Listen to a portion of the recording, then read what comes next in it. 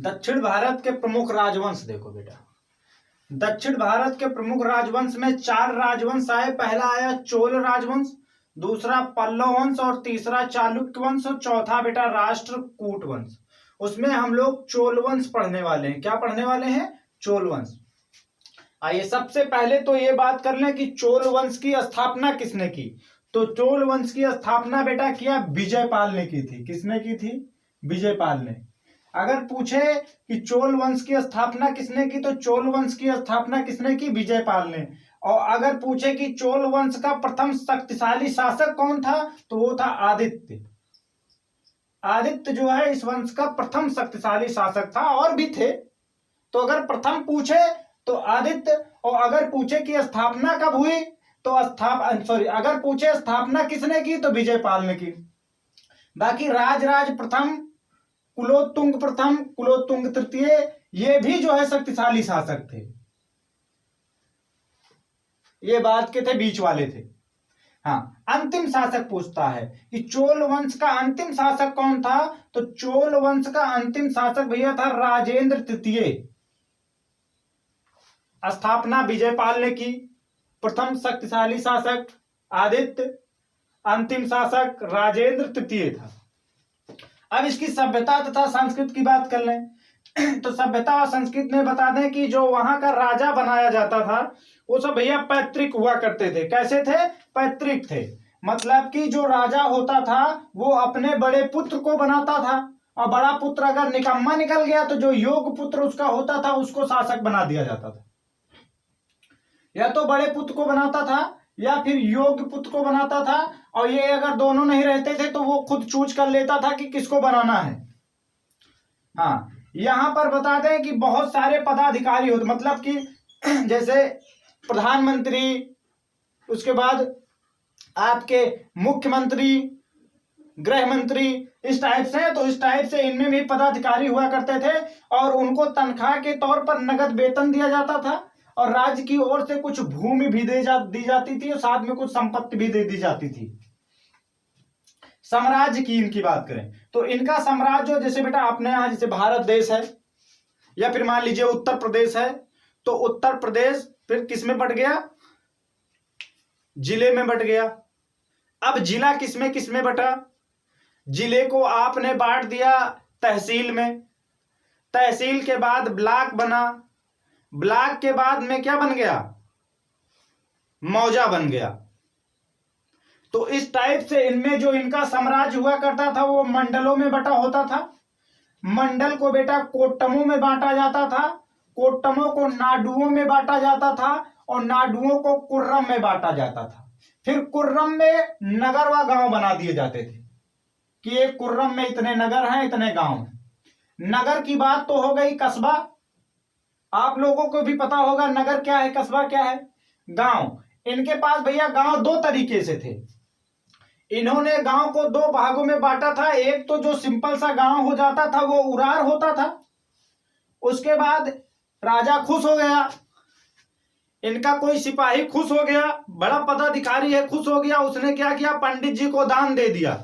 कहे जाओ हमने आपको ये गांव दान दिया। तो जो गांव इन्होंने दान दे दिया उसको कहा जाता था चतुर्वेदी मंगलम। क्या कहा जाता था? चतुर्वेद मंगलम। ये ब्राह्मणों को दान दिया हुआ गांव होता था, और इन गांवों की जो संस्था होती थी उसको सभा कहते थे।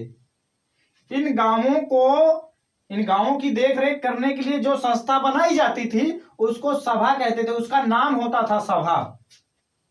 अब आओ इनकी सैन्य व्यवस्था देखें। सैन्य व्यवस्था की अगर बात की जाए तो जो सर्वोच्च पदाधिकारी होता था वो राजा ही होता था। किस टाइप से युद्ध करना है, अपनी सेना को पूरी तरह से मेंटेन कौन करता था? राजा ही करता था। सर्वोच्च पदाधिकारी भी यही होता था, न्यायाधीश भी यही होता था, अंतिम फैसला राजा का ही मान्य होता था। चोल वंश में मतलब जो है कड़ी सजा का कोई भी प्रावधान नहीं होता था, बहुत बड़ी कड़ी सजा नहीं दी जाती थी।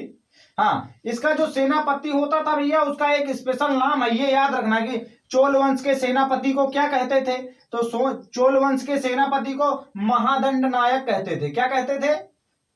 चोल वंश के सेनापति को महादंड नायक कहते थे। धार्मिक दशा इसकी ठीक थी।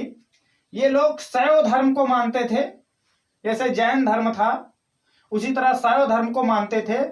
ये लोग दान देने में बहुत ज्यादा विश्वास रखते थे, पूजा पाठ में कम। कहते थे कि दान दोगे यहां पर तो ऊपर जाओगे तो मिलेगा। तो ये शैव धर्म वाले अभी भी कुछ लोग मिल जाते हैं भैया कि दान अभी करो ताकि ऊपर जाएंगे तो वहां कुछ ना कुछ मिलेगा, तो ये लोग दान देते थे, दान पर बहुत भरोसा रखते थे। हाँ, साहित्य की बात करें तो साहित्य यहाँ पर भी तो इस समय तमिल भाषा का बहुत जोर से प्रचार हो रहा था। तमिल, यहाँ पर कौन सी साहित्य चलती थी? तमिल। और यहाँ के कवि हैं, जैसे कोई कोई कि चोल वंश के कवियों के नाम बताइए, ये चोल निम्न में से चोल वंश का कवि कौन है? तो देखो, जय गोंदर और साथ में कंबन। और कंबन ने एक काव्य लिख दिया, एक उनकी पुस्तक है रामावतारम, जो तमिल साहित्य का महाकाव्य है। तमिल साहित्य का महाकाव्य क्या है? रामावतारम। और रामावतारम किसने लिखी? कंबन ने। कंबन किस वंश के कवि थे? तो कंबन चोल वंश के कवि थे। इसको एक बार रिवाइज कर लो। स्थापना किसने की? विजयपाल ने की। प्रथम शक्तिशाली शासक कौन था? आदित्य। उसके बाद में अंतिम शासक कौन था? राजेंद्र। यहाँ पर युवराज या राजा किसको बनाया जाता था? बड़े पुत्र को या फिर योग पुत्र को। पदाधिकारियों को क्या दिया जाता था? तो नगद वेतन दिया जाता था और राज्य की ओर से कुछ भूमि और संपत्ति दे दी जाती थी। इसका जो साम्राज्य है वह कई पार्टों में बटा हुआ था, जैसे मंडल को कोट्टमों में, कोट्टमों को नाडुओं में, नाडुओं को कुर्रम में, फिर कुर्रम को नगर व गांव में। गांव, चोल वंश में गांव दो प्रकार के होते थे। एक तो जो साधारण एकदम साफ बचे हुए थे, किसी को दान नहीं दिए जाते थे, उसको उरार कहते थे। और जिसको जो है पंडित लोग को दान दे दिया जाता था, बाबा लोग को, साधु लोग को, उसको क्या कहते थे? चतुर्वेदी मंगलम कहते थे। ये चतुर्वेदी मंगलम पे ब्राह्मणों का क्या था? हक था। पूरा का पूरा राज्य शासन, भिक्षा, कर, सारा काम कौन करता था? ये ब्राह्मण लोग करते थे। उसमें एक जो संस्था बनाई जाती थी उसको सभा कहते हैं। क्या कहते थे? सैन्य व्यवस्था में जो सर्वोच्च पदाधिकारी होता था वो राजा होता था, और साथ में जो सेनापति था उसको महादंड नायक कहते थे। धार्मिक दशा की अगर बात करें तो ये शैव धर्म को मानते थे, दान देने में बहुत ज्यादा विश्वास रखते थे। और साहित्य में बात करें तो तमिल साहित्य का बहुत ज्यादा विकास हुआ। और इस चोल वंश के जो कवि थे वो जयगोंदर, कंबन, और कंबन ने एक पुस्तक लिखी है रामावतारम। और रामावतारम क्या है? तमिल साहित्य का सबसे बड़ा महाकाव्य है। चलिए, पल्लव वंश, इसके सेकेंड पार्ट में बात करेंगे। ये क्लास अब यहीं पे खत्म करते हैं। ठीक।